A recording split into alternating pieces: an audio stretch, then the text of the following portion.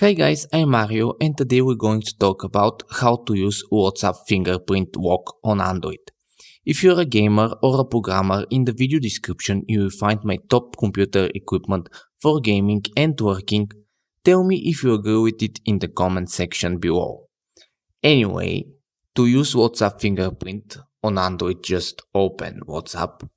Here we tap the three dots at the top right and go Settings.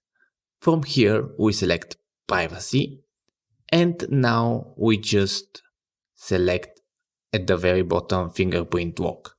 Now we toggle it.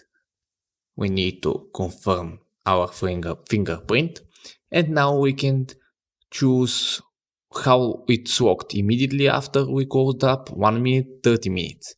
And now we can choose whether we want to show notifications or not.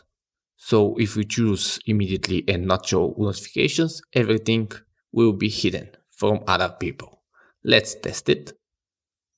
That's it. Thanks for watching. If you like this video, give it a like and subscribe to see more.